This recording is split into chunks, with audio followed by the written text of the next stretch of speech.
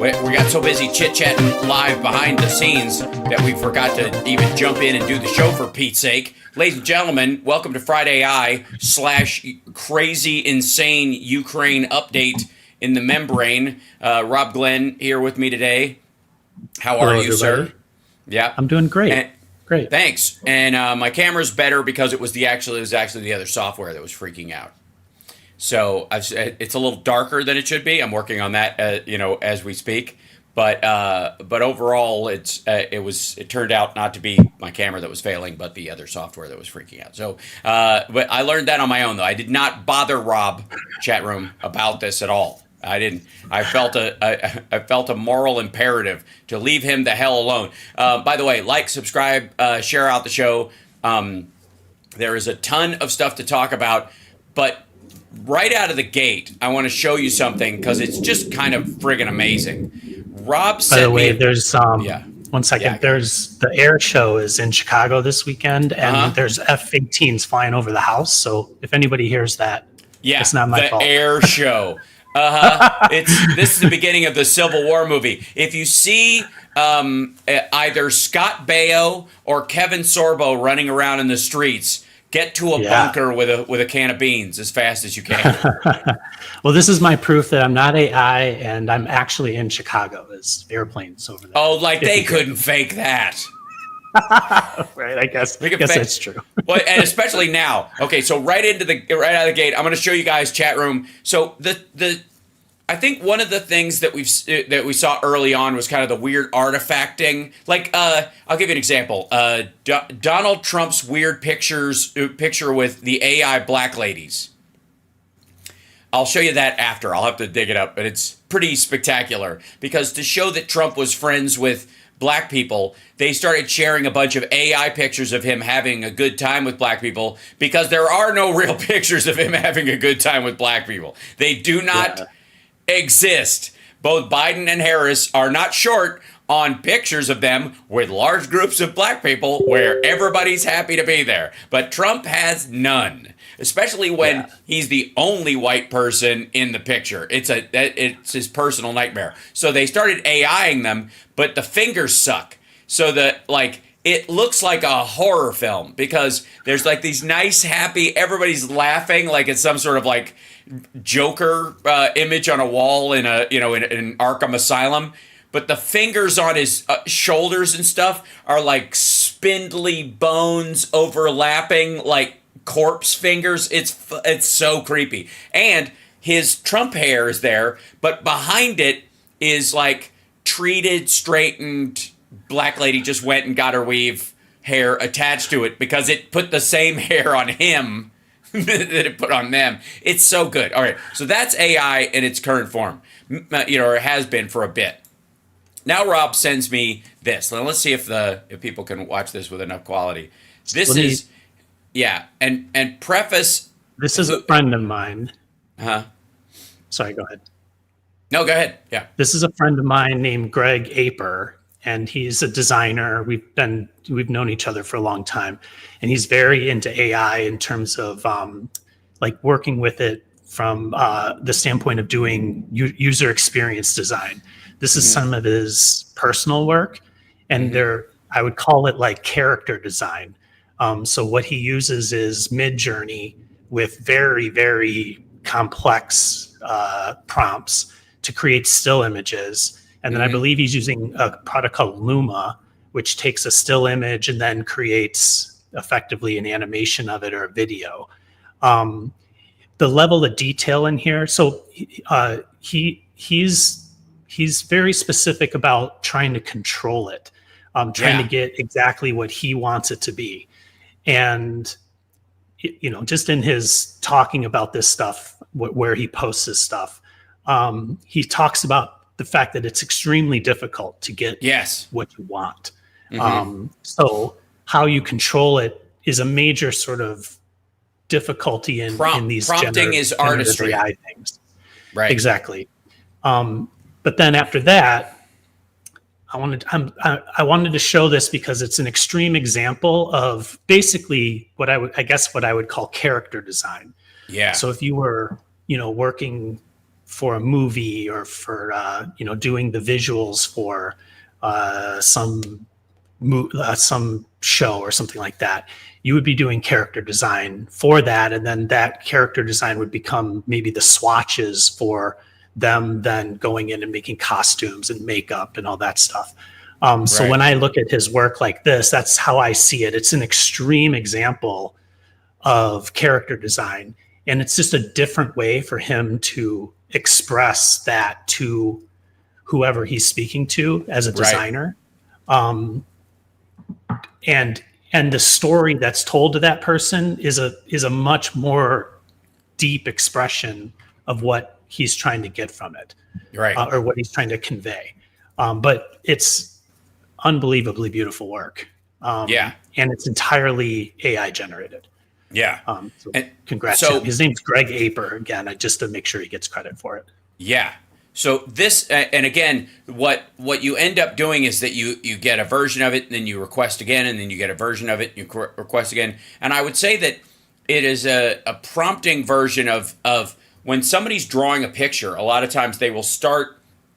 One of the things I learned from Chris Bono, who's a great artist. He's a great, he's a great sketch artist, and he's a great painter. But one of the things is I always assumed a linearness to drawing. You draw the face, and then you draw the eyes, and then you draw the thing, and then you draw the mouth, and you focus on that part for a little bit, and then you focus on this part and stuff. Nobody does it that way. They do a little of this, and then they go over here, and then they go over here, and then they this bit, and then they slowly kind of bring the thing into focus like a Polaroid, but from different angles, right? Instead of just drawing it, right? The way I would think. Most people who have trouble drawing, one of the reasons you have trouble drawing is because that's how we draw, in a very linear way. And so when people try to do prompts with AI pictures, you try to tell it exactly what you want in almost a linear fashion, like you'd be explaining it to another person. I want this with their face looks like this, and then when in a lot of ways it will grab in elements in different ways. And so you have to go back and look at your prompt and add a sentence here and a sentence here and a tweak here and an element here, and you'll get over time a better result. But it's a lot like word sketching, I guess. Is the way I would say it. There's something called negative prompting. Negative prompting. Well. So it's in the positive and the negative. So let's say it gives you something that is not what you want. You actually pull it back out with a negative prompt. So let's say for whatever reason they stuck a banana in there. You would put banana as your negative prompt, and it wouldn't do that. I saw somebody say it's simulated creativity. The specific reason I wanted to show that is because Greg has a vision for what he wants, and he works very hard to get it to do what he wants it to do. And that's sort of his way of going about using it. So I would argue that it's no different than sketching, no different than painting, in the sense that if you have a vision and you're trying to articulate that vision in a media, it's no different than that. It's if that were the case, then most of the product images you see online are simulated creativity or simulated reality, because all of them, almost none of them are real. They're all generated by rendering software. Well, I would go so far as to say that, remember when old ice cream ads had somebody who said, "Can a fart be art?" Of course it can. Have you ever seen that guy who can fart the French national anthem? It takes focus.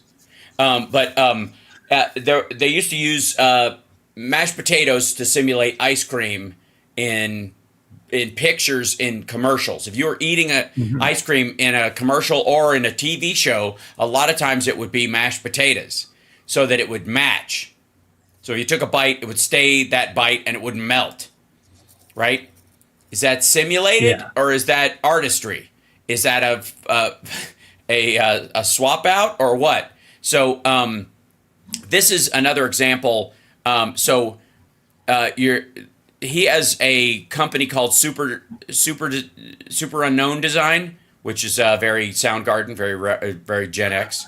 You're looking up Greg. Yeah, I looked him up. Absolutely. And Greg, there's a link to his stuff in there. And hold on, I'll drag this down so you can see some of it. Oh, that's the wrong one. Hold on, sorry. Drag this down so you can see it. But he does, one of the things he does is AI persona. And this is one of the hardest things is consistent characters. So this. Yeah, this is like an AI actor that you would put in a commercial or something like that, or create there's already like people, like there's fake personas, vacationing influencers on Instagram, right? Dude's following this hot girl who bops all over the world, hoping she shows up in his town so he can finally propose. She never existed. She's digital, right? And one of the ways you do that is it takes a lot of work to make a consistent version of this character, right? And once you have it, a lot of time what they do is once they have it, they're like, her in a desert, her at the beach, her at the on top of the Empire State Building, her on the Great Wall of China, her they like literally create all these like stills in one go because the computer has it while the AI is focused. Because if you come back tomorrow and you ask again for that character, it might look a little differently. So they just get into just hammering these things out and keep this channel open and keep applying more stuff to this. This dude with his meat is probably my favorite because the meat is very square. It's very square meat. It's packed meat, and I very much appreciate it. And his I don't know if that's a knife or he's shivving the meat or something. But the character, like him, is great, and the writing on the background is pretty realistic. It looks like real text. It's not like AI gibberish, which you get a lot of times. Right. Yeah. So his focus actually from a business standpoint is on the design of experiences, typically through things like apps or like choices for what your product's names are and what the sort of style of it is and stuff like that. I'm grossly minimizing or generalizing what he does, but my point is that one of the techniques he uses, and I've learned a lot from watching him, is he creates GPTs, as we've talked about, where you're basically trying to sort of focus an AI on being a specific personality, and so he'll create like very specific personalities that are sort of like demographics, if you will, if you think about it in politics. So a very specific type of person who has a specific maybe background and expertise and job, things like that, occupation. And then he'll use those personas and then probe them to almost like create virtual focus groups. And he uses that while at the same time trying to articulate the limitations of them, if that makes sense. He's very specific about explaining what it's doing and what it's not doing. So a lot of the things you see that you pulled up, those were, let's say, an app that he was working on specific to delivering meat. So these are like the personas he's using as part of the visual nature of to present that to as opposed to hiring an actor there. Okay, so for those that don't know, everybody's aware of commercials and actors being in commercials and that kind of stuff, and everybody's certainly aware of every other part where actors show up: television shows, movies, whatever, plays. One of the big areas where actors used to get a head start, used to get some tape they could use to get an agent that would get them to the next step, was a thing called an industrial. And there are tons of industrials out there with very famous actors doing little acting scenes about, Marge, I don't know what you're complaining about. We've got this new computer system. Why don't we put it to the test? Stanier's going to show us how much easier things will be. And then they work through like step one of this would be to enter in the data directly. The other instance is by scanning it. How would the scanner work? Well, step one would be, and it's literally like a visual manual for it, right? These industrials, because once you get the new copier from Xerox, they give you an industrial video for all of your employees to watch. Famously, McDonald's, shit ton of those. because they always film these for their employees, so they don't have to have the manager teach the person. They go, this used to be back in the day, used to be a videotape, and you give them a videotape and you go, watch this over the weekend and figure out how to use the fryer, and then come in and we'll run you through it in person, but you should know all the bits and pieces by Monday. That's how they do it. Okay. And a lot of actors got their start doing that. Now they're all done. They're going to be done AI, all of them. There's no reason. It's terrible, annoying, and cheap work. It's all non-union, by the way. It may choke off one of the rungs of getting into the business, but it's a sad and there's not a. You need the tape. Well, here's the thing. Now you can make tape with you acting with somebody else through AI, right? Okay. So let me go ahead. Another way to think about it would be, if you're doing headshots, you could actually use almost like filters, like AI like you do with your Snapchat style filters on. You can make yourself look like maybe you're made up or things like that, and like so. There's a lot of like augmentation that you can do. I don't know what you are talking about. This sounds like some sort of made-up bullshit to me, This kind of face tracking does not make itself available to you unless you are a great artist and also good with a foil or the saber as well. By the way, watching foil on the Olympics is so cool. Oh, shit. Have you been watching it? Yes. And again, you know what I was thinking? I was thinking about you watching the Olympics because the more AI does other stuff, the more humans will busy ourselves with extraordinary feats of stuff. You'll see more exports. You'll see more like tourism sports. You'll see more like what are we going to do when the robots are doing everything, right? And a lot of it will be maintaining your body, doing other stuff, or experiencing it. I have something really kind of gross and amazing to show you in a minute. That is when we get to our this, and I think it's an important thing when we get to the rubber hits the road part of the story. Where does AI break out of the computer and enter our physical world, which is the area as we really bonded over 3D printing, you and I, like a love for 3D printing. I'm very jealous, and I'm going to bring some files and see if I can print something. You're not going to be able to leave. Right. I'm going to chain myself to your 3D printer. Like, I'm going to have to hell no, I won't go. You. Hell no, I won't go. All right. It has already invaded our existence. Stargal, you ain't seen nothing yet. Wait till I show you what. There are a couple of things. One is I'll show everybody what my what I'm gonna try to get all my relatives together to buy me one gift for my birthday. I'll show you what it is. Right.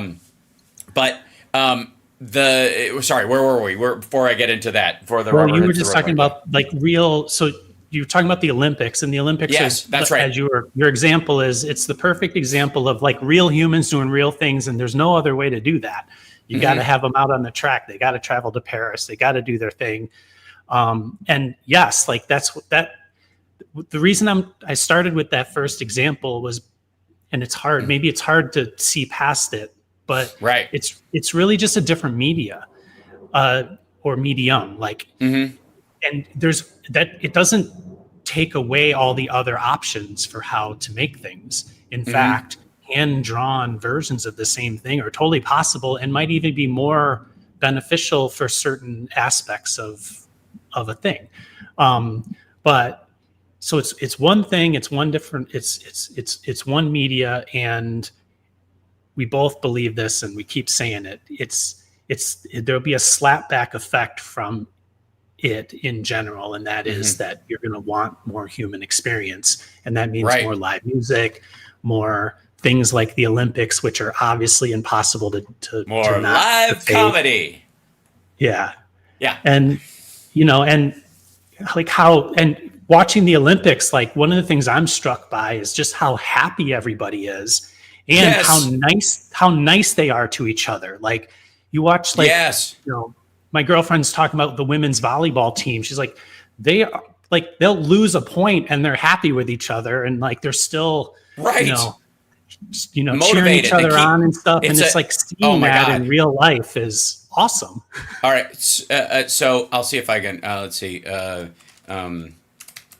Big gold medal beach volleyball. Here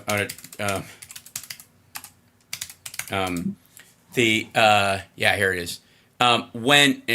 She's now Carrie Walsh Jennings, but I wanted to bring up a picture of Carrie. So I did a while back. I did a breast cancer charity event playing beach volleyball a long time ago, oh, interesting, 12 years ago or something in LA. And Carrie Walsh was an Olympic contender at the time.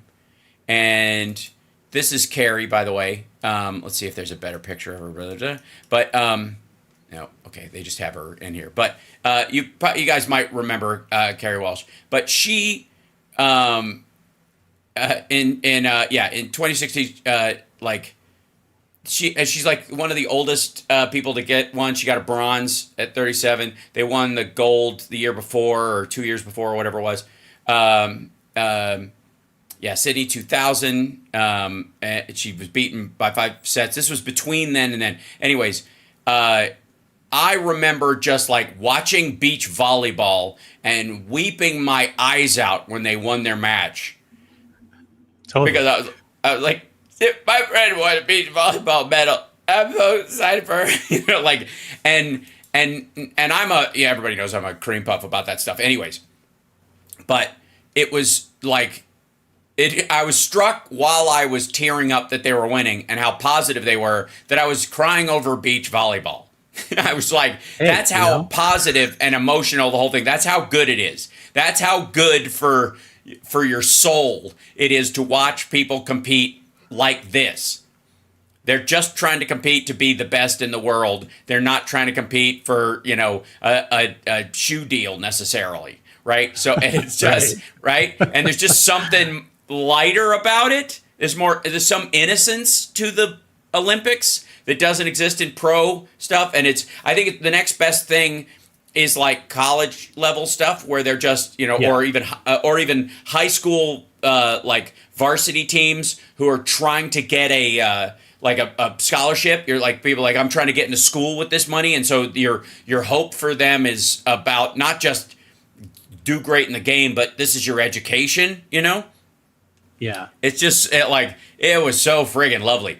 Anyways, I was a total cream puff during that whole thing. And, it's awesome timing. You can't take that away. Happening right as the message of Harris and Walz is coming out and they're like going all in on. Totally. This is joyful, and it's like that other guy's just kind of a jerk and always mad. Yeah, and it's so fucking miserable. Dude, we got shit to do. I don't need to white knuckle my government every goddamn day. I don't need the most popular people in my country, the people who are that make the most news to be the president and the vice president of the United States. I don't fucking need it. There's too much other shit to do.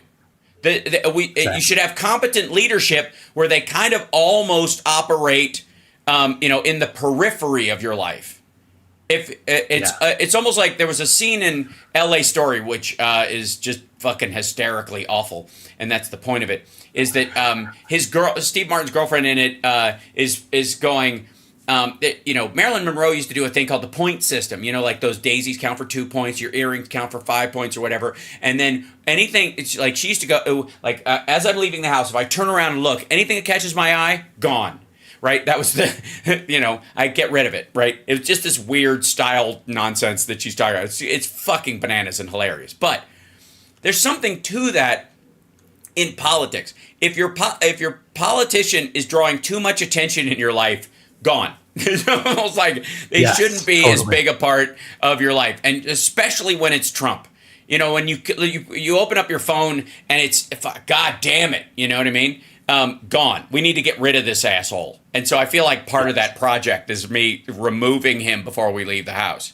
As we go up. Yeah. And, so, I'll say on another level to sort of kind of wrap it around this AI talk that we do, that he's fake and that they're real. Like Harris and Walz especially, right now, his God, just feels genuine. Yes. Now, what's the difference? Like, there's subtleties to them and their message and the way they go that can't be faked, right? So go back to what we showed at the beginning, and Greg's comment on his post was he couldn't get them to blink their eyes, right? Right. Like, let's say you wanted that character to show emotion and cry. Mm-hmm. Like, those subtleties are so difficult to accomplish. Like, there's difficult for a human being like yourself, an actor, to do on camera. And even if you're able to do that, you have to capture it, right? So mocap, yeah. We talk about the subtleties of real versus not real, and they sort of go across a lot of different genres, a lot of different like aspects of visual and feeling and that sort of thing. So when you're worried about whether you think something you're going to be fooled by something, or whether something's going to, like proliferate all this stuff and we're going to go off into this other thing, like we feel what is real. We know what is real. Yes. And it's very, very difficult to accomplish that in anything that is not human. And so that's sort of what I look to as like the proof that AI is not going to take us over, right? Like, by the way, Mark Kremer has been busting his hump in, I think, Mark, are you using Leonardo? He's in the chat right now. He's been making stuff hand over fist. It's great. Like, they show up in my feed all the time, or he's just dicking with people. Like, he's got this, like, one that's like, asshole of the week, is it, Mark, or something like that? That he pops in at something and it looks like a news report, station, and it's got that cascading turn, right? Yeah. And Jerry, thank you so much. So again, in that, it's sort of fake, which is great because I make my stuff intentionally a little cartoonish because I'm trying to make a comedic point. I'm not trying to fool somebody. So I don't have a problem with the Uncanny Valley. If you're trying to fool someone, you run into the Uncanny Valley. And for those that don't know, the Uncanny Valley is this weird situation where when you create an artificial human, especially a robot design, or you try to make it very human, like the animatronics at the Hall of Presidents, there's just something off-putting about it. Even as much as you might enjoy it. Even. Yeah, the wax face kind of movements of it or whatever are just... They're so weird that they're uncomfortable. And that's what I was just about to say, Music, in the chat room. Donald Trump has entered the Uncanny Valley. Yes. I've been talking about the Uncanny Valley for a month now. Like, JD Vance is emotionally in the Uncanny Valley. I don't know what the fuck is going on with that guy. Right? He flipped into weird. I mean, that's why that weird word that's why it's stuck. Because like right over the valley is weird. Yes. Right over the tip of the inflection point, right? It's uncomfortable weird. It's exactly the uncomfortable part is the important part. That's right. We like weird stuff, like when somebody's like Crispin Glover weird is too much. That's a bad example. But like Burning Man weird. Burning Man is fucking weird. Haight-Ashbury in San Francisco is fucking weird. If you walk around and you see people, what they're wearing, what they smell like, what they're acting like, they're weird. But it's based on a human substructure of reality that they made these real choices and they're expressing them. That's when you see keep Portland weird, or you keep like Austin, keep Austin weird, all that shit, right? Very important part. By the way, somebody's like, Hal's favorite movie is Weird Science. No, it is not. It is Blade Runner, and that's how we ended up here. Exactly. It is. And on top of that, like Weird Science doesn't even chart. It is so far below Real Genius, which is closer to what I really care about. And Laszlo Hollifeld forever. I'm just saying, I would love to. I want to play him in the musical. But anyways, there's a weird that's like built on the substructure of humanity. This is a weird that's like, dude, that's weird. That's great. Like, you say it with a smile. And then there's like, okay, something's weird. Like, there's that, I'll tell you, like, he wants, like, we think of weird, I think a lot, that's why this back and forth, that's why I prefer odd, but I get where they're going with weird, and it's been working, so I wouldn't touch it. But they're the kind of weird where you're like, all right, why is that guy with a broken arm trying to get a sofa into his van at 1 o'clock in the morning? I mean, I feel like helping, but that's weird, you know? You okay, up. mister? Right. Yes, it's creepy weird is what it is. And it's because it's not based on a substructure of a true human want or a true human element. It's based on a manipulation. It is stacked. His personality is stacked on top of a manipulation, which is in and of itself a lie. Yeah. So bringing it back to AI, yeah, go ahead. Well, I was just going to mention in that realm is the call between Trump and the governors where Walz, so Trump does Trump. And then I was actually the most amazed, I guess you would say, not amazed, but just the most comforted by Walz, the way Walz responded. And he, in that like crazy time, I mean, you have to think about when the time was, he was under so much pressure from all different directions, people saying he shouldn't have done it, people saying he should have, and he made a choice that was, right, say it's sort of kind of down the middle. But yeah, he just like had this barrage of Trumpness come at him, and his response was, "Hey, like, cool it. Like these people there's a reason why they're out there, and we should be respectful of that, right?" Mm-hmm. That comes from inside of him. Like, yes, it does. And right. When you hear his tone and all that stuff, it's from him, and you know it's him, right? Okay. And Trump's just blathering about crazy. That's where, like, you know me, I think artificial intelligence should be called synthetic intelligence because it is synthesized from a bunch of different things. It's not fake, which is what artificial means. I would argue that Trump and Vance both have artificial intelligence. They are our first AI president and vice president, and they're first gen in that way, because think of a large language model is a digital manipulation of reality. That's what it's there for. It's using a bunch of different shit, but you ask it for something, but instead of being able to go, it should look like this, or physically sculpting it like clay, or drawing it physically, you can ask it for that because you may not have those skills. We've talked about that before, but the primary thing is you're using it as a step between you and what you're capable of doing. What it comes up with is not exactly what you want, and it takes a lot to get there, right? It takes a lot to get even close. And that's why a lot of it enters the uncanny valley, the kind of fakery of it, because it is indeed artificial. It is not exactly what you want. It is a lie generated on the best guess it can of what you're doing. But it doesn't mean ill. It's just doing its best. It's going, I think you're talking about this. The Trump-Vance ticket, they're building their image on top of a lie. The visuals you see are built on top of a lie, like a bad prompt. And so looking at what they're presenting, there's this uncanny valley thing. That's why the weird attack works. They're trying to mash up, like, one, the stack up of their lies, and two, the message that they think works, which is it doesn't go together. So they're smashing together words and catchphrases and things that they just don't work together. And that's why they look so weird, because they're so just off. And they're actors. That doesn't come from inside of them. They're just like, if I do this, then this subculture of people are going to buy my red hats, and I'll, maybe survive the next year with cash flow, right? Yeah, they're Hammond from Jurassic Park during his flea circus days. Yeah. Oh, mommy, can you see the fleas? You can see the fleas. I wanted to give them something real, and it's eating them. You finally get it together, and it's chewing people to pieces. Now, one of the things, again, like I said, that like bonded us over tech is the fact that when does the quote unquote rubber hit the road? When does AI become something that's beyond just our virtual world, our visual social media world, television and other medium, to the physical world where you're interacting with it? And I feel like eventually, and I'm sure you feel the same way, that it is going to blow the doors off design, furniture, houses, all that shit. And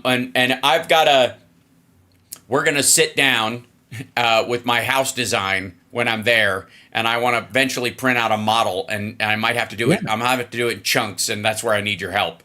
But I have a 3D house. I have a 3D house design that I want to 3D print a house. That's my goal for my dream house is 3D printed.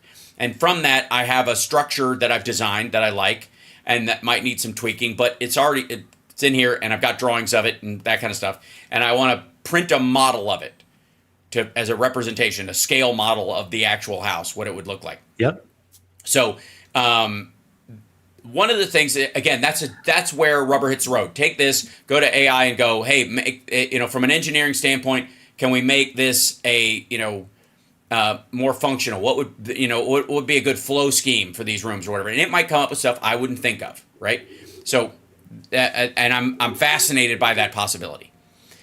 So one of the other areas, of course, robots. Robots are the big thing. When will they enter? When are we going to have them? I think we're closer to the introduction of bipedal and quadruped robots and rolling robots in our life, R2D2 style in our life, than we are to the beginning of the cell phone. Certainly closer to the beginning of its existence. They'll be in industrial settings. I mean, they're already there. Yeah, but I mean commercial robots. It'll be like within a couple years. If you go to West Hollywood in California right now, there are robots delivering food. So they have these little buggies that roll around. They got eyeballs on them, and they stop at the light. And then if there's a person there, they'll back up. If they see somebody if it notices what a stroller, or wheelchair, or a cart is, it will give it more deference than it does to a person. It'll get closer to you if you're not carrying anything. But if you're carrying something, it will give you space to swing your shit around. I'm amazed that some of the more lunatic fringe of the West Hollywood homeless haven't kicked more of them into the street, but they apparently are,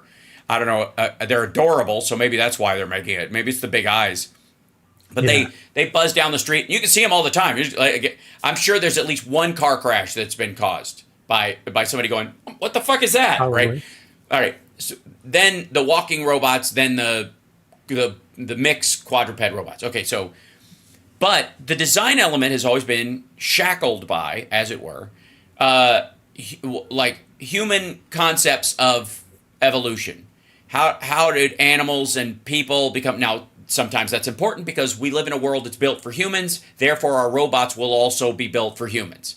Because we're not going to redesign our whole fucking world with weird, like, magnetic door locks because it's easier for robots, and make everybody wear a ring that opens a door instead of just have knobs. That's ridiculous. One of my old design managers used to say, what would the world look like if we defecated out of our heads? Yes, right, It would exactly. look a lot different. Yes, it would. What would your bathroom look like? Yeah, it looked like a hair salon. You come in, like the space shuttle. Yeah, exactly. You just have a space shuttle thing that pulls it right out of this. You don't have to, and people would have chit chats while it happened. A boy can dream, can he? Well, instant evolution. Northwestern, our dear friends at Northwestern, have did this. They designed an AI that can create a robot from scratch in seconds.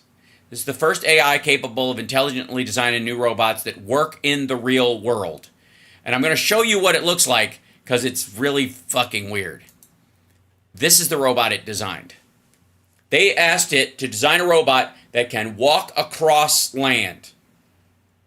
And it came up with something that had never lived. And, and they're calling it instant evolution because of this. That we think in terms of these limitations. And it went, it's just got to grip and move and grip and move and grip and move. Okay, so all you need is this, two tactical points, and then an air pump that will extend and contract it. And it designed this thing. They printed it out in gelatin. It had a hole in the back of it. You plug this thing in, and then you just pump air into it. Off it fucking goes.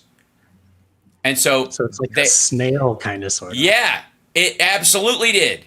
It designed this thing based on, it did exactly what nature would start with and went straight to an on-land robot. Now, there's a lot of, that was design a robot that can walk. That was the print. And so it tried multiple versions, and its 10th iteration was this one. That's awesome. And it's and it's look at that. Look at that. And first of all, fucking gross. It's got a very look at that. It's gross. So I think it's cool.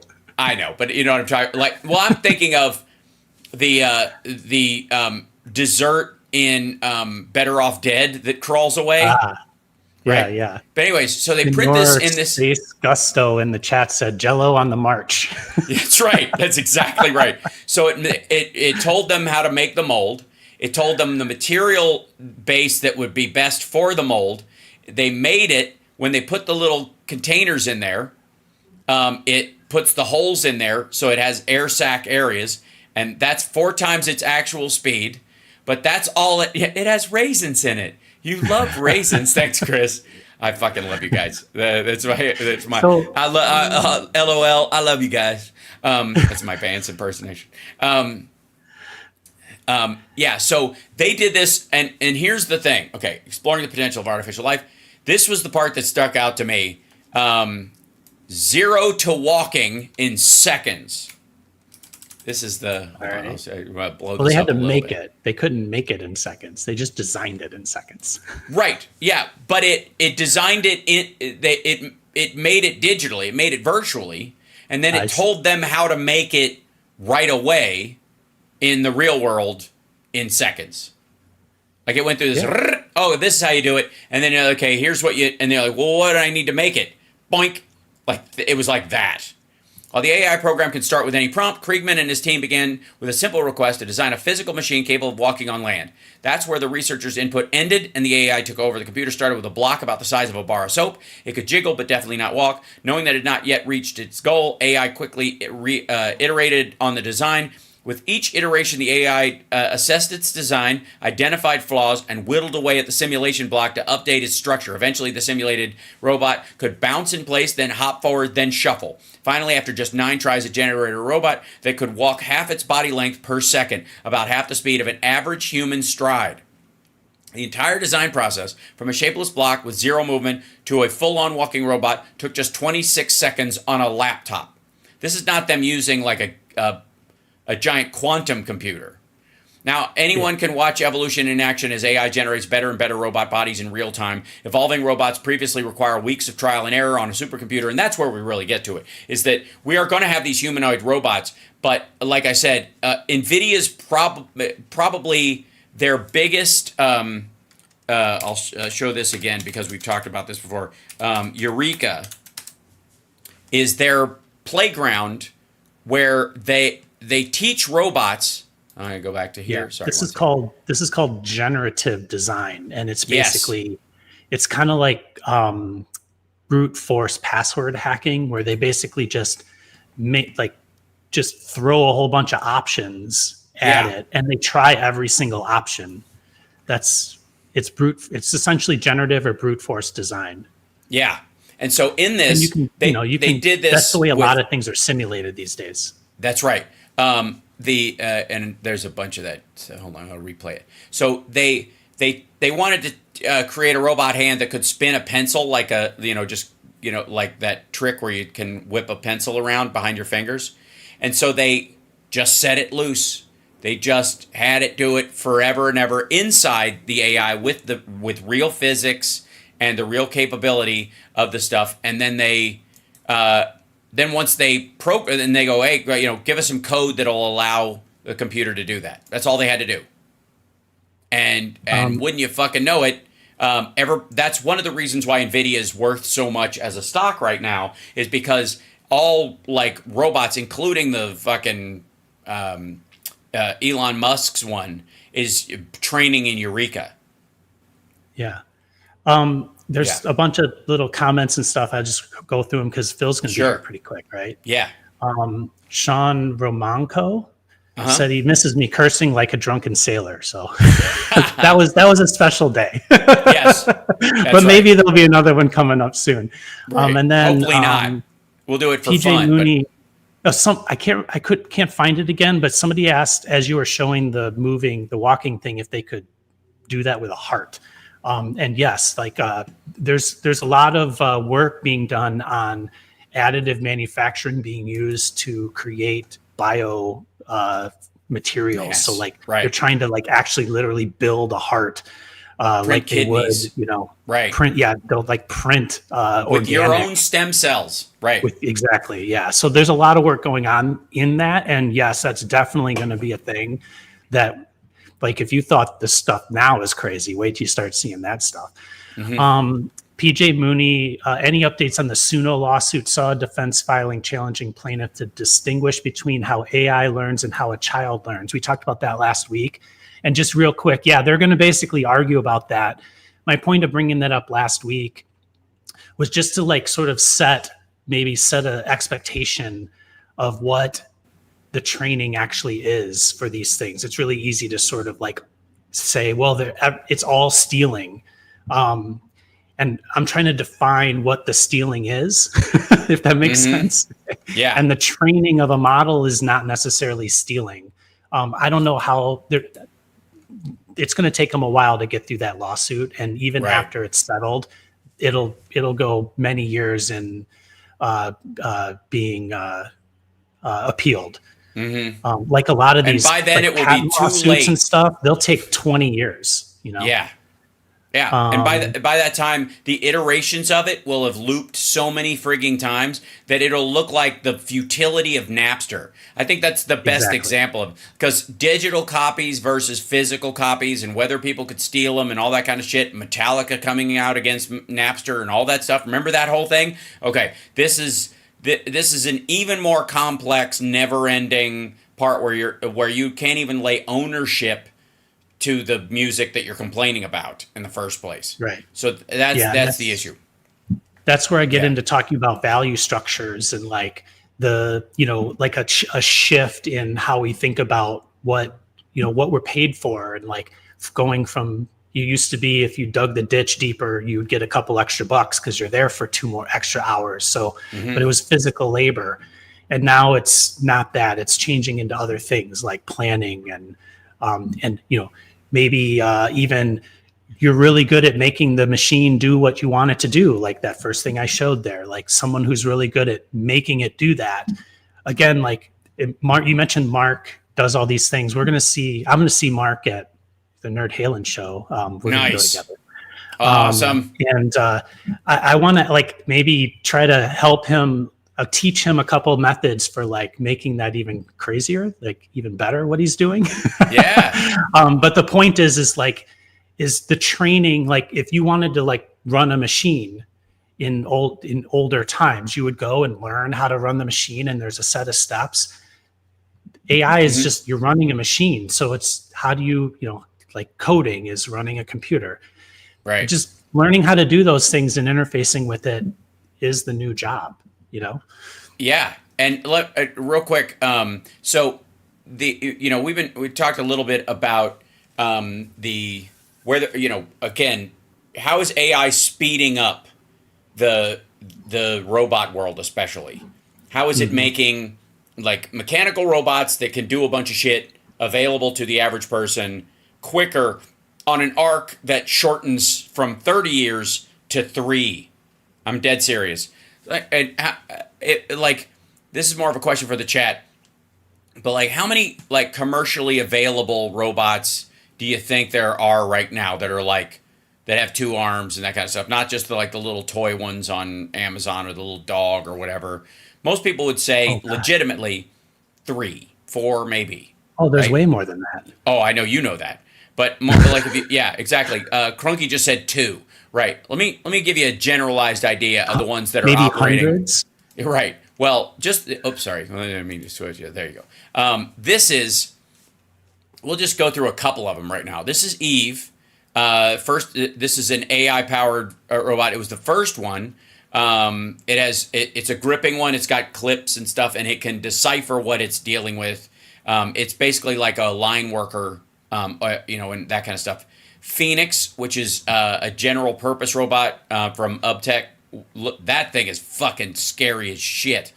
The THR3. I'll show you a new one next week too. That's crazy. Oh, totally. This is the one from all the ones that Toyota and Honda make always look like an astronaut who's got diarrhea. They always walk like that. Here's the Serena. This is the University of Tehran. Now, there's a bunch of Tehran, China especially. They have a lot of robots that are virtually run. So somebody gets in a little thing and drives it. I think that belongs in a separate category. I think that belongs in a... If you're operating it, it's a puppet, not a robot. Robot means there's some level of autonomy. That's my generalized rule. And Phil's in the background. We'll bring him in just 1 second. But Sorry. if that's okay, yeah, no, it's good. And then this is Sophia Hansen Robotics has one. If you'll note, it's got a LiDAR scanner on the top of its forehead, so it can tell 3-dimensional objects. This is the Robo Thespian, which is super friggin' weird. Talk about Uncanny Valley. It's about as comfortable to look at as Kimberly Guilfoyle. I think it's a mistake. And I think most robots you will see will have these kind of artificial faces that will make it easier to interact with. Trying to make them look like actual humans is a totally different thing. That's somebody just trying to make robot prostitutes. That's my guess. And Promobot, which is one of the NASA GM ones, it can be sent out to fix things on the space station. Pepper, which is SoftBank's robotics. This is one that you'll see in malls and shit like that, running around giving people info and all that. Here's Ocean. That's Pepper, by the way. That's Pepper. Sorry. This is Ocean One, which looks really adorable and cute, but it is literally a gripper. Gives you a 3D view of what's going on there, so it's what a human would see when they're down below and what they would hear. So it's like a deep sea diver without killing someone. This is Neo. Nadine, which is the single creepiest one. It looks like the crazy lady who lives across from your haunted house in the horror movie that's really got a teen demographic. Kim A. I'm gonna try to transition this, Hal, because I really want to hear what Phil has to say. All right, we'll get there. Don't worry.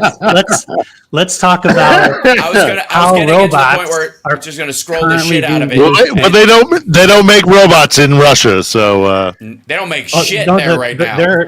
Ukraine is using effectively robots to go invade Russia right now with their drones. Well, that's true. That's true. They are. Yeah, that's right. Thank you for that transition. Drone warfare, baby. That's right. Appreciate it, Rob, and thanks everybody. Rob Glenn, Root Design, Chicago. What's not to like? And I'm so looking forward to annoying you in your workspace next week, Rob. And running around next week, you're not going to want to leave, or you're going to want to come back. And I'm all for that. By the way, that's always true of Chicago. Period. End of story. Yeah. Like I'm a melancholy person by design. So I always miss it when I'm not there. So thanks so much, brother. Appreciate it. And we'll see you next time. Everybody. Okay. Yep, see you guys. See you later. Okay, there you go. And then we'll go to Phil. That's not Phil, but it will be in a second, I promise.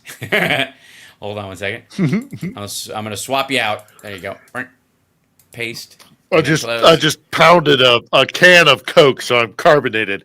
All right. Oh, there we are. Hello, boys and carbonated girls. and caffeinated. There you go. So I'm going to blow you up a little bit, bring you in there. Thank you, sir. Get the old logo in there. Yeah. Yep. Trying to do my best. Yeah, there you go. On the edge. Thank you, sir.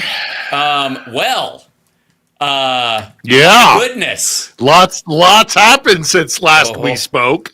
Boy, has it. Hold on. You're really loud. And I know that I know you've been now normally we talk on Wednesday. You had the amazing Trey Crowder on, so I ain't mad about it. Right. And I recognize that like a lot of shit's been happening domestically. But we got a lot of stuff to talk about here. But before we do you mind if I just talk a little bit about a couple things stateside? Not at all. Well, as a Michigander, firstly, I know Tim Walz. I mean, I know that guy. I know that fucking guy. I mean, that guy. And it was a genius pick. And I just and in my capacity as a war correspondent, I've spent a lot of time with the military, and I just want to put a pin in this stolen valor story. Because I covered the Iraq War, as you and I have talked about, and anybody who Googles me will find, I covered the Iraq War, and Adam Kinzinger was on a podcast, and he mentioned stolen. I'm sorry, he mentioned stop loss. Yes, and it just all came flooding back to me. how controversial that was during the Iraq War, because what it was used to do was to keep people in the military for months in addition to when they tried to get out. So my point is, if Walz put in his resignation papers to muster out of the National Guard, had his unit wanted to keep him and thought, no, this is essential to unit cohesion or whatever. Yeah. There's a thing called stop loss, which allows the Department of Defense to say, sorry, you can't leave. They didn't do that. Right. Which means he left the service with National Guard approval. Had they wanted him to go to Iraq, he would have gone to Iraq. Right. He wouldn't have had a choice. They either would have put him in prison or they would have sent him to Iraq. Yeah. The National Guard decided not to implement a stop loss on him and keep him within the unit. So no stolen valor. That's a load of BS. And anybody who spent and what disturbs me about this is to see other service members who know this perfectly well. Yeah. Who have joined the cult, putting stuff out like I'm sure you may have seen this me not being Tim Walz, or there's a thing in the military social media atmosphere where they're doing this, like, here's a picture of me in Iraq not being Tim Walz. That's disturbing to me because these are service members. They know what stop loss was. Right. They know this, and they are purposefully they've memory hold attacking them, or they memory hold it, or whatever it is, or they're so deep. They're so deep in the cult that they are willing to willfully forget this, because it was a huge controversy during the Iraq War for months and months. For like I don't know what years it was. It was probably like 2003, 2004 would be my bet. They had problems filling the ranks. A massive controversy. Yeah, they had problems filling the ranks for a long fucking time. So because people weren't re-upping. People weren't re-upping. They were leaving. They were like, screw this war. I don't want to be a part of it. They had a real problem with it. Yeah. And they would stop loss them and say, I don't care what you think. You signed. And it was an enormous controversy for months and months on end.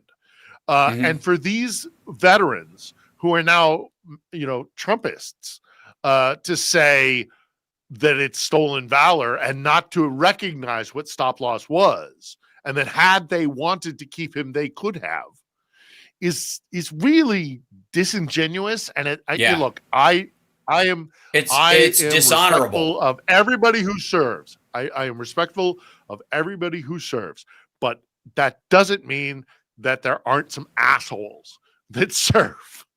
I've met a lot of them, and sure. Thank you for putting on the uniform. Thank you for serving. You're still a schmuck. Right. To attack Walz on this issue when they know damn well what was going on is shameful. So if you see this meme out there, piss off, and shame on you for even using it. It's disrespectful to your fellow service members who did. Many of them left because, God, if I can get out now, if I get out and I've got a 2-year-old child or something, this is not controversial. Not at all. And he's near 40 when the fight happened, so it's not like they're going to put him on the front lines. Like, it's silly. Well, he wanted to run for Congress, right? And many people, by the way, if you were against the war, which many of us were.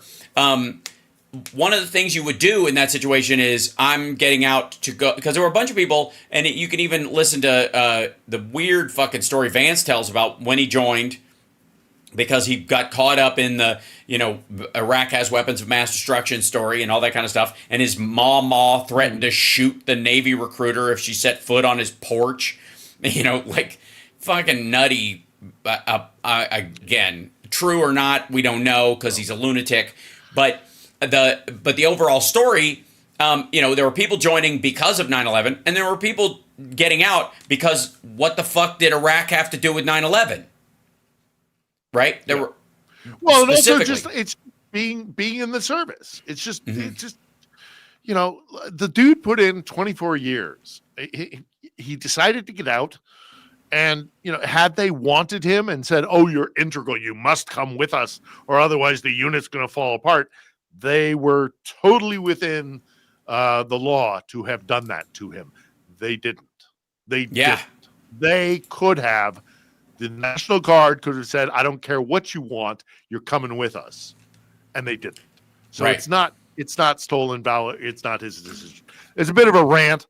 I apologize. Yeah. No, absolutely right. I'm an old military correspondent. I've spent a lot of time in trenches with a lot of good guys that wear the uniform, and it disturbs me to both see the false attack on it's the fucking swift boating bullshit. But I also find it offensive that other service members, knowing full well what the deal is, chipped in. So anyhow, okay. One second. I have to turn off the audio on this to blow it up a little bit so I can show you. This is just give you a generalized example of what's happening right now. This is a cluster munition hitting a training camp for near the Zaporizhzhia region in Ukraine, while the Kursk offensive is happening. Look at that. That is where they are staging. There's ammo there. There's trucks there. There's soldiers there. A myriad of people. That, in and of itself, the fact that they were able to get close enough to do that has a lot to do with what's happening in Kursk. So fill everybody in on what's happening in Kursk. And I'm sure they'll love your take on what's actually happening. I put out a little 8-minute thing earlier today, which I'm kind of doing little quick shots when I'm not doing the Sunday premiere of the long form interviews today. And so people, broad strokes, if people want to go check that out, they can. But roughly speaking, what's happened is Ukrainian forces have gone over the border into Russia. These are not anti-Putin Russians. The two incursions we've seen into the Russian Federation have been by Russians because they were fighting on behalf of Ukraine. No. This time it's Ukrainian troops crossing into Russia. Actual regular army. Ukrainian army. Ukrainians using NATO weapons under the command of the Ukrainian Ministry of Defense. This is a Ukrainian-sanctioned action, and they have invaded Russia. The first time that has happened since the Second World War. This is a foreign army infiltrating into Russia, and it's meant in. There's a whole bunch of speculation and a lot of fog of war about why they're doing this and what the objectives are. But one thing is for certain. They have attacked Russia, and by doing so, they have told the people of Russia, you're going to pay a price for what you're doing. This isn't going to be a one-way. This isn't a one-way road. This is a one-way street. We're gonna come to you as well, and that's really psychologically clearly been damaging because the Russians are going nuts. Putin is going nuts. Oh my God. It's originally when it launched, it was, a lot of the kind of critics of whatever Ukraine does is, always wrong, and stupid. Yeah. Always wrong. And of course, Russia is this massive power, and this is that's the narrative, and whatever. They were very much like going, oh, this is only being done for optics. This is they want to be on TikTok. And it's like, the farther they go into Russian territory and the more damage they do, it's like, well, no, I don't think this is just for the pictures. I don't think this is just for video. Right. They're really taking it to them. I mean, there are some strategic assets that they are they're said to already control a gas, a liquid LNG, liquid natural gas Processing plant. hub, Yeah. a processing plant, and a Which hub sends, that then leads for the to, record, sends it to Hungary. Hungary. Right. Yep. Orban, who's Good a old great Viktor leader, Orban. great guy, super leader. good, and who Yeah. just carried a package from Putin to yes. Trump Yes. at Mar-a-Lago, Putin literally. to Trump. Yeah. The new Carter Page just delivered a fucking bag to Trump at Mar-a-Lago under diplomatic so there's cover. that. Yeah. So there's that. They've apparently taken this processing and distribution plant that is, essential for Hungary. But there's also the potential. It's out of their reach right now, but if they continue to take territory, there's the potential that they might take a nuclear power plant. Yeah, the Kursk is in nuclear the power Oblast, plant. the Kursk power plant, which some people suspect that this entire operation is meant to take territory that they could negotiate then back to Russia, and say, we want our Ukrainian Oblast back. We'll give you Kursk back. We want the Zaporizhia nuclear power plant back. We'll give you Kursk in exchange for that. That has been something that's been floating out there. I don't know if that's true or not. I think maybe that's smart. It would work. I think. Well, I agree. I also think there's more going on. I don't think it's just a swap. I also think that they really were they're threatening stuff. Yeah, they know. Here's the issue. Russia has so depleted its internal security structure by just scooping everybody up and sending them to fucking Ukraine in meat waves. And they did it early on. So all the effective cops and state police, effectively the Oblast police and the National Guard guys and all that stuff, that, some of the like, rapey McCriminal dudes, they'll not send them to the front if they're not as capable. If they can't run very far, because that's what they do. So they send them to be like guard post guys. And here, there's a couple of things. One is Russia. More than a couple. Jesus Christ. Okay, so for those that don't know, in case you're just catching up, Russia is run by absolute fucking morons. And the idea that they were the number 2 military in the world has never been more true than now, due to the alternative view of number 2. Because I have the hubris mixed with anger and panic has left them to, and I'll show you this right here, send in columns, just like they did in the beginning of the war, into Ukraine, where they got their ass handed to them. Yeah, this is a column of Russian troops, transports, materials, and stuff headed to Kursk to defend Kursk from the Ukrainians. See that truck right there? That didn't look good, because you can see it from space, you dipshit. And because they were so understaffed. It's the same damn technique that they always have done, even not even back in the beginning of the full-scale invasion in Ukraine, but they go all the way back to Chechnya with this kind of stuff. Right. They go into a column, and all you have to do is smack the first car and the last car, and then it's a turkey shoot. And they just can't figure out technique. Has no one learned anything from clear and present danger? We disperse. Yeah, I've been in a convoy. When we invaded Iraq, I was in a Humvee, and we practiced this whole thing of dispersing if this happens, because you do have to go in a column. That's unavoidable. You have to go to the hardtop, which is your highways and your roadways, right? There's tarmac there. There's you're riding around in vehicles that are several tons, heavy. You got to go on this kind of stuff.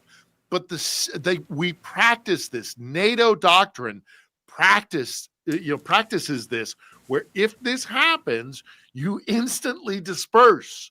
You get off the hardtop. You get off the roads. You get, but they can't everywhere because these are everywhere. The problem is anybody who lives out in an area where there's enough rainfall or is just fucking rural. Both sides of the road have a ditch. For like sometimes they'll do one side of the road has a ditch and the other side of the road has the occasional vent for it to make sure that the water goes into the ditch on the other side. So they do it under the street. They don't do any of that shit. It's two big ditches on either side. I don't care what the fuck kind of truck you're in. If you're in an armored transport and you have to drive at an angle to fucking skedaddle and you can't go perpendicular to it, you're gonna turn over. So they can't even leave. It's so fucking dumb. Those vehicles are so badly designed. Right. They're shit to start. They're old. They're BMPs. Their tires are flat. They're old. They're first off, they're not really well made. They're not, because the Soviet Union, the Russians were all about numbers. It's always been about numbers. Volume. Mass-produced stuff. They're not really like a Bradley will take that territory. It will go down that ditch. It will move on into the fields. It's because it's just a better piece of kit. Yeah. These guys, it's astounding to me to see that convoy, but it's not going well for it's not going well for them in Kursk. They can't, they try sending in reinforcements. That happens. The people of Kursk are trying to leave, and we are hearing reports. And again, this is a lot of fog of war. So you got to take it with a grain of salt. This story, with a giant salt lick. This particular aspect, it seems I would want more information. But we have anecdotal stuff that's coming out on Telegram channels and stuff, right, where they're saying the people of the towns and of the oblast are saying we tried to get away, and they forced us not to leave. Yeah, they want us to stay here. Yeah, they want to raise the possibility of civilian deaths. They want to use them as human shields because then they can go to the international community and say, "Look at the Ukrainians committing war crimes." But then they they're not a. Yeah. In response to this, the Russians fired early this morning / yesterday to us on a fucking mall and killed a bunch of civilians in Ukraine. I can't even begin to pronounce the name. It's too many consonants, not enough vowels. But they were, that was one of the parallel complaint that was going on in this situation was that Russia just. Hey, fuck you! You invaded our country. How dare you? Which is please. And then they what was it? Krypyansk? I don't know 100% because I'm actually working on this week's episode, but sure, I think it was Krypyansk. Yeah. So they but fired regardless, you're right. Civilian target. 100% civilian target. Not even not far enough in the country where it's not storing ammo, none of that shit. And then again, the Russians are using the Hamas technique of hiding in, schools and mosques and churches and fucking hospitals and just stacking munitions there. And let me just give one more thing. One more thing. This is just a cherry on top of exactly what we're dealing with in this situation. Ladies and gentlemen, I present to you a Russian news guy, this guy, who is showing the convoy. This is the follow-up convoy to the one that was blown to pieces. And it says on the screen, this is a mixed-up translation, because it says, now I see self-artillery and armored vehicles. He goes, coming from Kursk to our position. It's the exact opposite. It's from our position to Kursk. This shit is on its way to Kursk. There's no reason why they would bug out their gear. These are reinforcements. And this motherfucker is like, see this street sign? See this crossing? You know, the one you could find with geolocation in about 8 goddamn seconds? There's a bunch of shit headed your way. Like, this is... And I'm doing this live. Doing this live. So if you want to figure out... My God, that man. Train's going to arrive at this point in the next 15 minutes.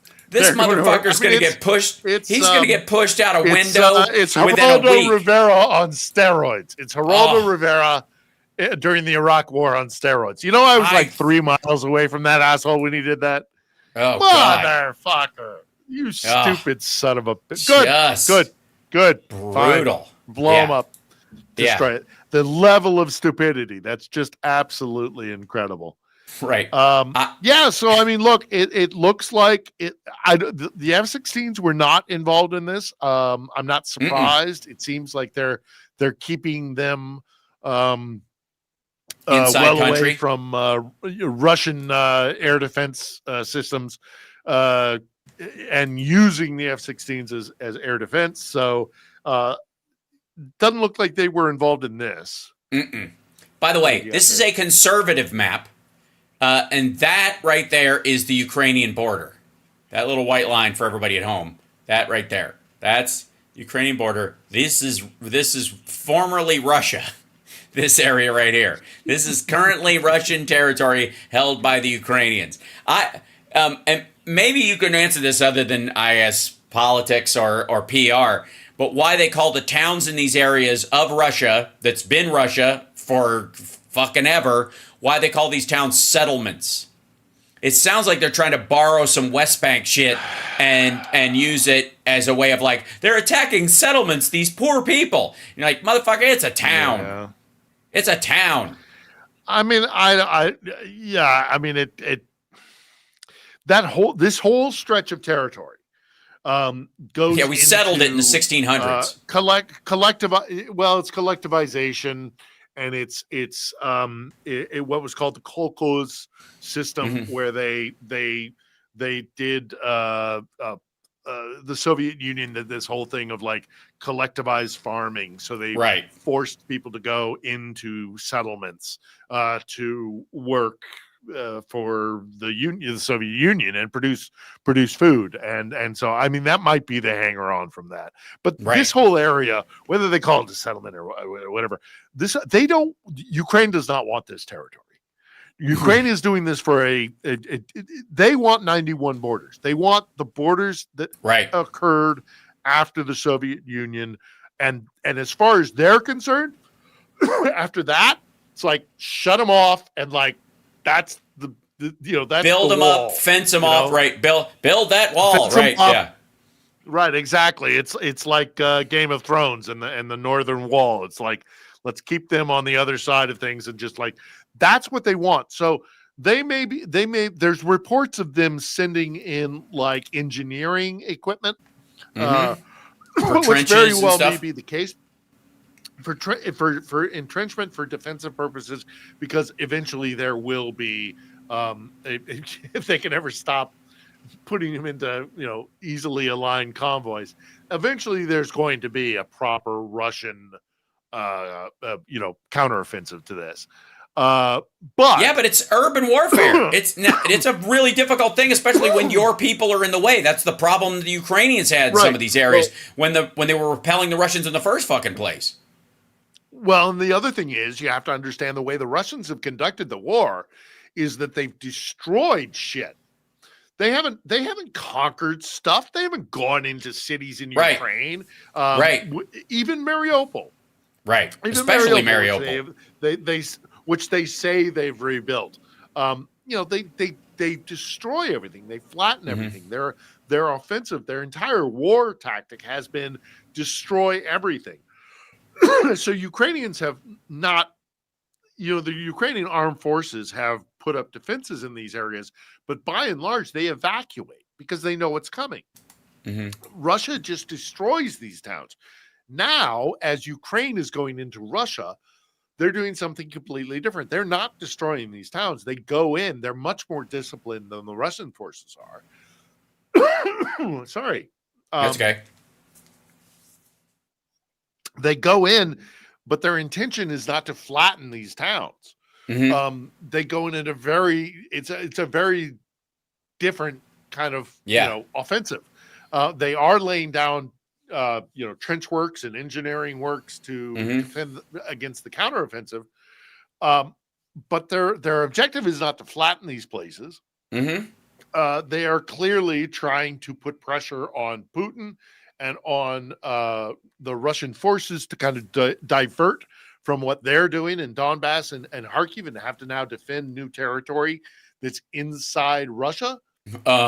Which changes their their status, their posture.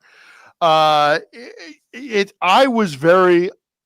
have to admit, when this first started, I was a little bit on the skeptical side because I thought it was going to be another kind of like Russian freedom fighters going in and doing their little, run in. Reports were kind of sketchy. Like reports were kind of like all over the place. And they still are.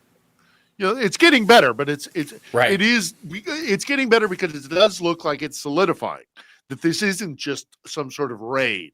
This is actually they've made an incursion into Russian territory, and then they have reinforced it where they can exploit the weaknesses. Because they've been trapped on the front lines of this fight with the Russians, where they've been bogged down, with these lines and Russia kind of making these incremental advances and stuff like that. And it's really been this like serious static fight. What the Ukrainians have now done is maneuvered around and opened a front where there is no defense, because as you rightly mentioned, they've taken all their cops and their National Guard guys and put them into the mill, the meat grinder, and Ukraine has now said, well, this is now this is undefended territory, in we go, and that is causing massive panic in Russia. So it was a very smart move. I was skeptical of it at the beginning because, again, I thought it was a raid. This really looks like they are. I don't think they want to annex it. I don't think they want to take it, because, again, they really want 91 borders. But I do think that they intend to fight, or I think they intend to make the Russians, I would say, fight for it. I agree. Yeah. I would also say that ultimately, if somebody were to fall out a window and Russia's entire leadership would change or whatever, having that become Ukrainian territory that's run peacefully by the Ukrainian government while this is I bet you a bunch of fucking Russians would rather have, for real, once they get their de-propagandized, would suddenly go, I'd much rather have the Ukrainian government running this area than whatever the fuck carcass is going to be running what's left of the Russian government if it topples because somebody slits Putin's throat over this. You've been talking. We mentioned this a bunch of times. Look at how messed up Putin is right now. Oh my God, it's beautiful. Like screwed up he is, and he is having to respond to this, and it shows that he's not in control. Right. That he's not running the narrative. Now I suspect there's a really good chance that what he'll do. Yeah. Good old Voba. I suspect what he's going to do, and I don't know for sure, obviously, but I would be willing to put money on him transitioning to blaming this on Gerasimov, the kind of the guy who's in charge of the war here. And boy, did Shoigu dodge a fucking bullet. Shoigu, yes, ain't that the truth? Ain't that the truth? He's still on the chopping block. But I think I mean, not this bad. Not this fucking. He didn't lose Russian territory. He can go, look, say what you will, but we're fighting a real thing. We're fighting all of NATO. I managed to keep them aligned, get some other shit, but now this guy gets 8 miles. Boss, you already gave me a different portfolio, boss. You already gave me a different portfolio. That's not my fault. It's my fault. Yeah. Fuck that guy. By the way. Shoigu dodged the bullet. Hoink bunk. It's so. Somebody's not a happy baby. Who's not a happy baby? Misery. Who's an unhappy baby? Oh, it's so good. All right, real quick. So I know people are wondering in the chat room what happened to that Kursk reinforcement convoy that was going behind that reporter. Just so you know, it got blown to shit. Got all blowed up. Texas Paul says losing the cursed nuclear power plant effectively cripples the Russian agricultural industry, and Ukraine didn't brief us before they did this. Texas Paul, I agree with you. I agree with you about the cursed nuclear power plant. I disagree, judging from the body language and how our people from the Pentagon have been talking about it lately, and they're like, well, that's the thing. They're doing what they got to do, and like I gotta tell you, the response has been funny. They abso-fucking-lutely briefed us. They absolutely briefed us. They did. I swear to God. They told us but we're not going to say they did because it leaves us out of it. Like, because all Russia needs is they got the go-ahead to attack us from their handlers or whatever. So the best story we can have, this is fucking war, baby. So if they want to, if they're going to do what Ukraine's going to do. They didn't tell us. Yeah. They're doing their own shit. I don't know. That's why the fuck would they say it if they did? I'll take it further. Take it further, Hal. Yeah. How's this for a funny little idea? Mm-hmm. It's been proposed to me by a pal of mine that there are restrictions. The restrictions from the Pentagon are that we cannot use certain weapons to fire from Ukrainian territory into Russia, right? This has been a very controversial thing. Mm-hmm. You can't use the HIMARS or the ATACMS or, take your pick. Yeah. You can't fire from Ukrainian territory into Russia with these really, really, powerful weapons unless there's a direct threat. We don't want escalation. And so a buddy of mine pointed out to me, well, they just moved those weapon systems into Russia. You could fire on Russia from Russian territory using the ATACMS. Yeah. Well, strictly speaking, so one of the pictures I saw was this artillery system being driven into Russia. Like somebody showed one of them. They didn't show where it was, but they showed it with just some trees in the background. Like this fucker is on. Yeah. It's in Russia already. The MLRS, right? Which absolutely is capable of doing some of the cluster munitions and other stuff that they've seen in the other areas, or at least lead attacking if they send it from someplace else. So I gotta say. There's so many like kind of subtle digs. The Ukrainians are just so good at this. They're so fucking good at this. Look at this. Outclassing everybody. And let me tell you something. This the title of this article just made me laugh out loud. Kyiv set to expand support for non-Russians in Russia. Okay, remember in the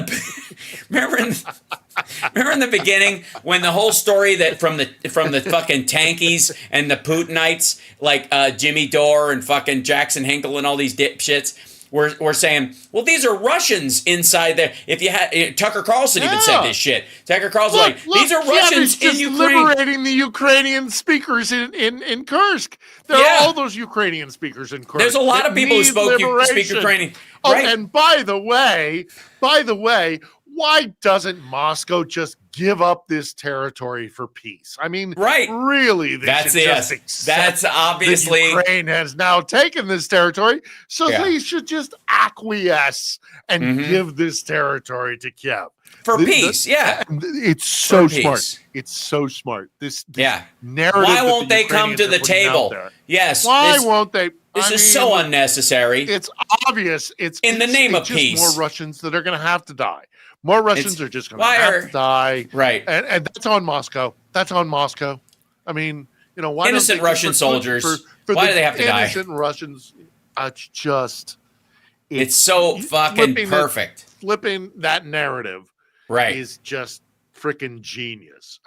So I got to admit, when this launched, I was like, "What are you doing?" This is what you're doing. I'm like, okay, this makes sense. This is what you're doing. I'm sorry. Okay, I'm for it. I'm here for it. And this could turn. Look, this is still a risky. It's dangerous. Thing. It's risky. It's a risky move. Yeah, it's a risky move. But god damn, the Ukrainians have balls.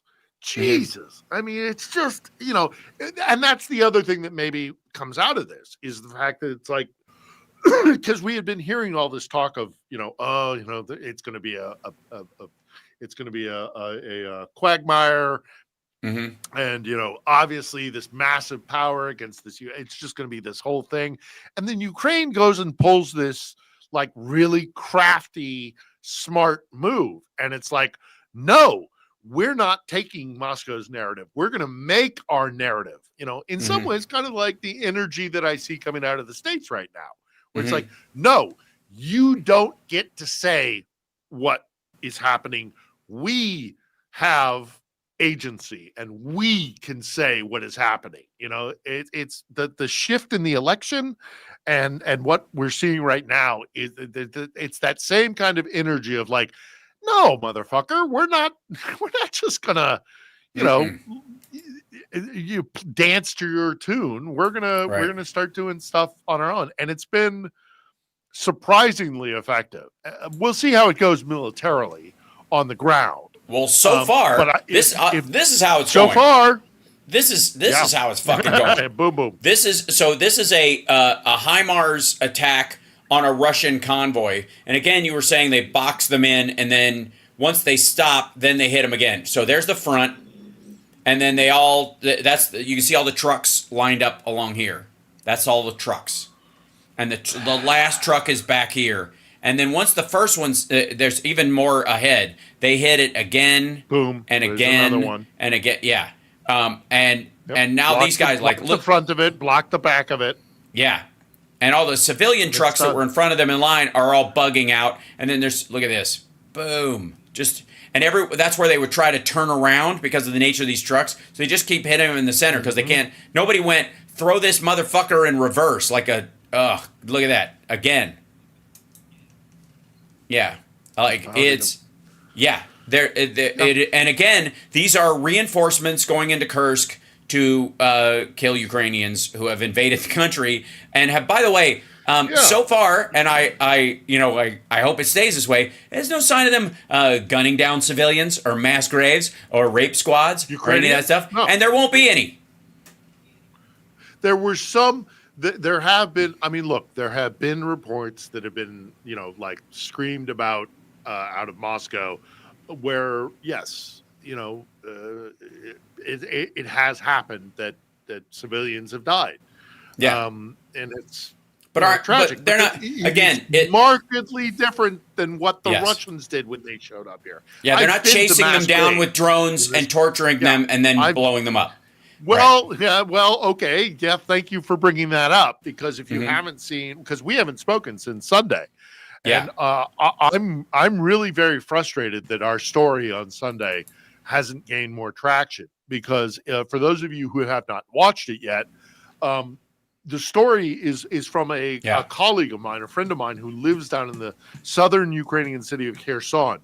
And she brought to my attention a story that is happening right now. And I didn't set up on the edge to be a breaking news,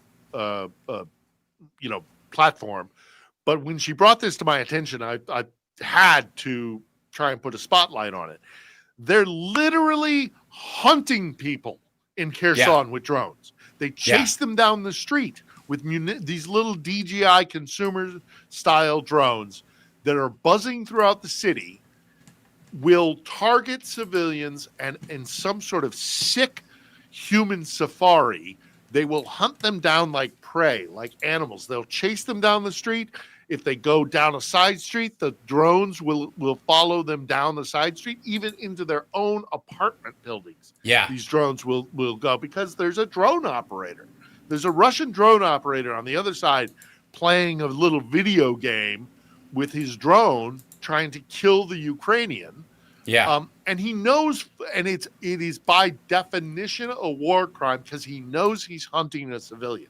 He has to, because he is reacting to the civilian taking a turn this way or a turn that way, or trying to dodge the drone, and they're chasing it down in some sort of sick little video game.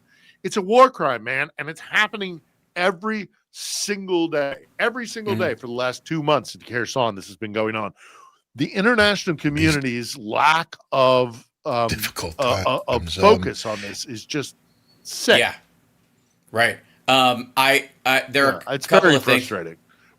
Watch the episode at the very least, but more importantly than that, look up Zarina Zabrisky's work. She's still down in Kherson doing that. And then more than that, if you're as upset about it as I am, and frankly, if you're not, then you should be, get in touch with your legislators. This is war crime, man. This is straight up like and we've seen war crimes. It's not that this is a surprise. It's that it's happening right now. It's as we speak, it's going on. It hasn't stopped. It won't stop unless we draw attention to it. So, more than just make yourself aware of it. Once you've made yourself aware of it, get in contact with your elected officials and say, you gotta bring this to the attention of the international community. It would be a question for Vance. This would be a question for Vance. Like, which side are you on? And it should be abundantly clear, but this is Vance. Well, I mean, Vance. I think we haven't spoken since the announcement that he said he doesn't even take phone calls. Yes, he won't take. He wouldn't take Ukraine's phone call. He said this. Yeah, this leaked in some of his other. I won't even take the phone call. Right. And then it's open knowledge, and we've discussed in the past what he did at the Munich Security Conference. That was bad enough for me, but now to hear this thing where he says I won't even take a phone call, I'm going to stick my head in the sand, and I'm not going to listen to what Ukrainians say because of my own domestic, policy that I want to pursue, because the MAGA types are Putin lovers, or whatever it is that motivates the MAGA types to ignore what is really happening here and take the side of the aggressor and not the people defending themselves. Whatever it is, Vance has decided that he's on that platform, and he won't. It's no. I don't hear anything. I'm not. No, dude. They're hunting human beings in Kherson. Yeah, they're hunting them. Just for the record, this is the first. Like, there's a lot of talk that it's first time talk. Anybody where I've heard people speak in a way that you're like, oh, holy shit, he said that. Lukashenko yesterday said, and this is the quote: the situation may develop in such a way that any of us, the state, cannot do without this unity. And if we do not understand this today, they will deal with us separately. But if Russia collapses, we will all be drawn into this funnel. That was openly talking about the potential for Russia falling right now is fucking bizarre. Like, again, well, Lukashenko's saying that because he's with Putin. What he's saying is that if the Russian Empire falls, those of us who have chosen to their side hold on to this concept of the Russian Empire will be screwed. And what time are we at here? Oh, okay. Yeah. Well, look, and I'm just going to be shamelessly plugging my shit here, but this plays into what our next episode of On the Edge is about, because I interviewed. This week is the anniversary of the Russian invasion of the Republic of Georgia. A small Soviet republic on the eastern shores of the Black Sea, not the place where there's peaches and voter interference. No, this is the Republic of Georgia, and they're kind of in a special, along with Ukraine, they're kind of in a special place in Moscow's concept of its empire. And they've been fucking with the place for years. I was there during the 2008 war, and I also just love it. It's an amazing, beautiful country with incredible food and landscape. And it's this hidden little gem, which really does have pro-Western European aspirations. It's hey, Hal, I'm going to take a wild guess. You a Ray Harryhausen fan? Indeed. The stop animation artist who gave us, specifically in my time, Clash of the Titans, which was one of my favorite movies, especially the part where Medusa gets her head cut off and the claymation blood comes out. I remember being a kid watching that going, oh my God, that's disgusting. It's awesome. Do you remember Jason and the Argonauts? Yes, of course. So they went to a country called Colchis.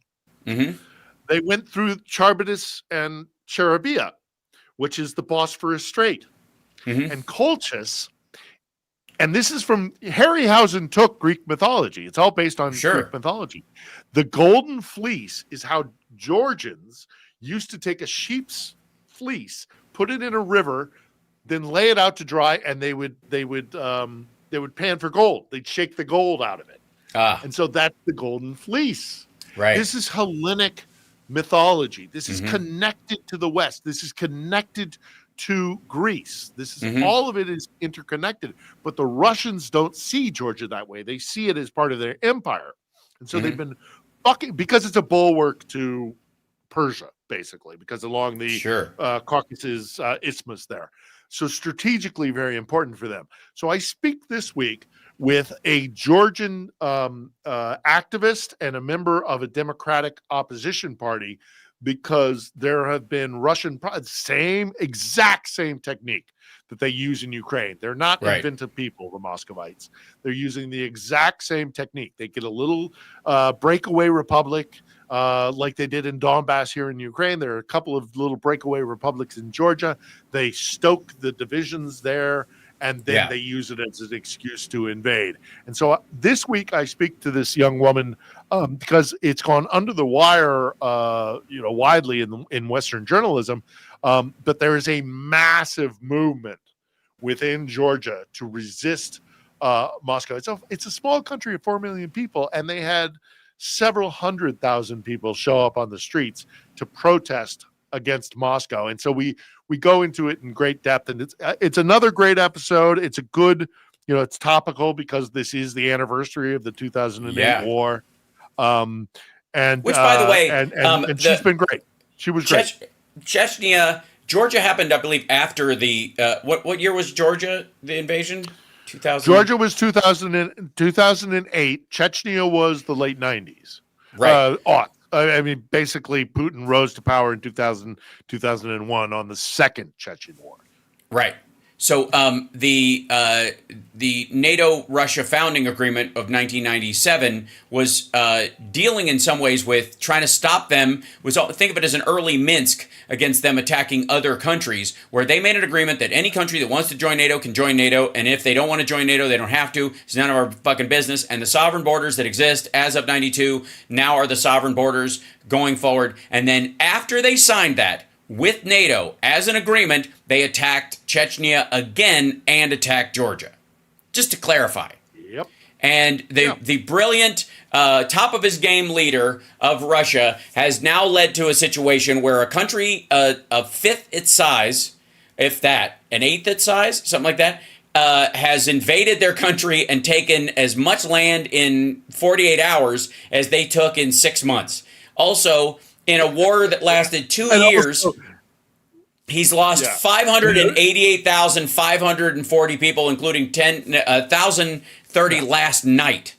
That's not the most not to mention gone up against a country that does not have a navy, but nevertheless has been forced from its own strategically vital naval base in Crimea because the Ukrainians have, drones and have been sinking ships left, right, and center.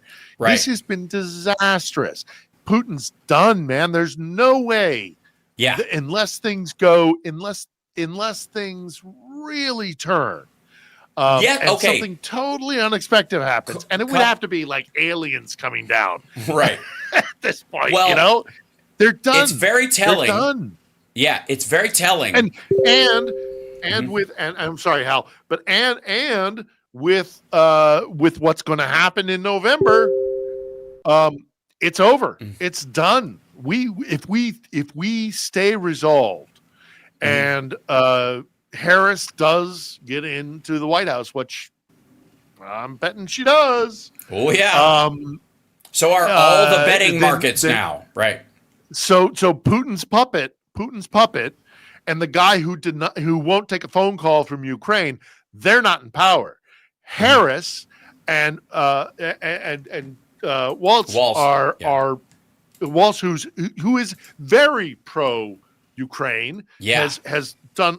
I mean, he even signed a thing between Minnesota and I think Chernihiv Oblast, where they had like a sister city kind of thing going on. Yep. Look, if it goes the way it looks like it's going to go, and we save the Republic, and we and America stays steadfast in its support of Ukraine, they will win this war.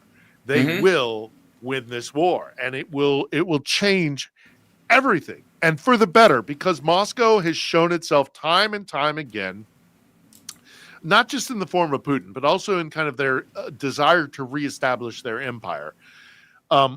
They are disruptors. They are,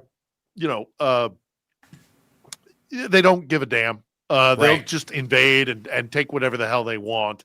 I mean, again, the old thing that you and I both have said many times, say what you want about our wars in Iraq and Afghanistan.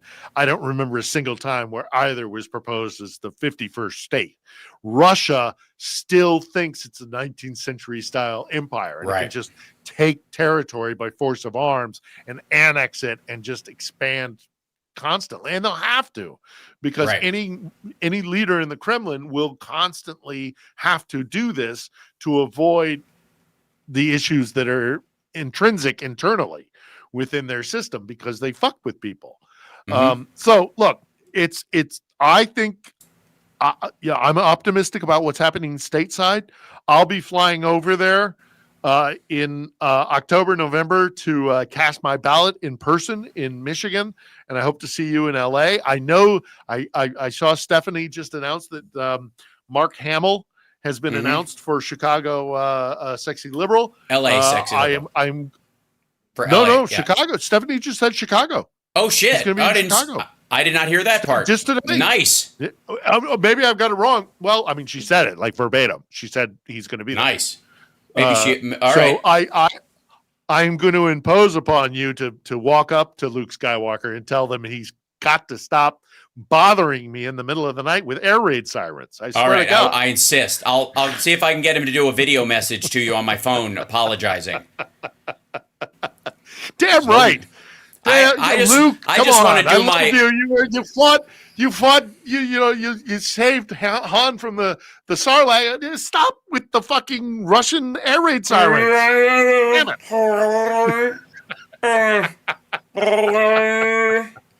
I just want to be able to do my run, Luke, run. It's no use, Luke. Run. If you'd have been there, you'd have been killed too, and the droids would be in the hands of the Empire. What I did say was true from a certain point of view. Certain perspective. And I'm a poet. And Chicago is it this weekend? Are you flying, or is it next weekend? When are you flying to Chicago? So I'm going to Florida with Summer for her birthday. And then Thursday night, Thursday night I fly to Chicago. Give her my best wishes on her birthday. Absolutely. And which is Monday for those who are in the know. And then so Thursday night I fly to Chicago. Friday I do my show from Rob Glenn's space, which will be very nice internet wise. And then I've got Nerd Halen that night and Sexy Liberal the next night. So I'm on the road basically all week, starting tomorrow night. And for myself, if you haven't watched last week's episode of On the Edge with Serena, I again urge you to do so, and I urge you to spread it, because it is there are war crimes that we discuss, and it needs to be addressed. And then this coming week we have the Georgian episode, and I also have a very big secret guest that's already in the can. For not this Sunday, but the Sunday following. So we're doing what we can here. We're trying to keep Ukraine in people's minds. Let's see. Hold on. Okay. He changed the let's see. Alexandra Madikov, something like that. Okay. Just real quick. We'll end on an up note, and then I've got to jump over. I'm going to be on JoJo from Jersey's podcast right after my show today, so I'll leap over there. But I wanted to touch. We got to talk about this. You're gonna tell her that I want to appropriate her audience as well, right? Understood. Yes, I got it. Yeah, of course. But in the meantime, I'm such a whore. It's all right. Hey, like we're not on at the same time. I give a shit. We're not. It's not like you're CBS and I'm ABC. It doesn't work that way. Thank God. I'm just unabashedly trying to push the whole Ukraine messaging yes, of course, dude. What do you think I've been doing by having you on all this time? Oh, so I know, not buddy. only I know, buddy, and I'm thankful for it. This is a great story. Yeah. Yeah. So for you want me to tell it, or you want to tell it? Well, first, which part of it? The FBI raid or the hanging out with? Yeah, so he go ahead. gets right off a plane from Moscow, and the first thing he does is he goes to a bar and hangs out with Robert Kennedy. This is Scott Ritter, convicted pedophile, twice convicted pedophile. Thank you. Twice convicted, and a Russian shill. He's a foreign agent, in my opinion. Mm-hmm. And in the opinion of the Department of Justice, and apparently the law enforcement as well. So Scott Ritter gets off a plane from Moscow, and the first thing he does is he goes and he meets with Robert Kennedy and puts a picture of it on social media. Genius move there, and then subsequently goes home and in short order is raided by the FBI, who are clearly, according to Ritter's own account of the incident, looking for any kind of connection with him being an undisclosed foreign agent, which he is. Wait it. He is. He's a foreign agent. Yeah. He works for Russia. He gets money from Russia. Yeah. And he spreads Russian lies. And he's also just completely wrong. He has no understanding of, aside from what's happening in Russia, because the man doesn't even speak Russian. And he probably never leaves his handler's side, and he always goes to Moscow or St. Petersburg, never goes to some godforsaken middle of nowhere, town to see how Russians really live. But in addition to spreading lies about Russia itself, as far as it comes to the war, he's repeatedly wrong about what is happening here, because he doesn't. He has no concept, none whatsoever. He's a chode. He's a moron. I can sling any kind of insult his way because it's all deserved. He's a reprehensible human being, and I hope they throw the book at him. They raided him. I'm sure they're going to find something. I believe they will. And screw them.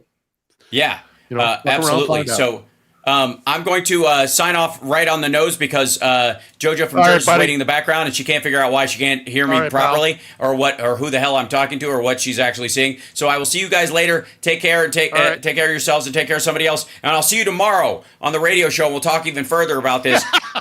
But just say fuck. Swear. Say fuck the Russians real quick so we can get it out of our system. Russians. Fuck the Russians. Thank you. Do fuck off. Right, The great George Queenie.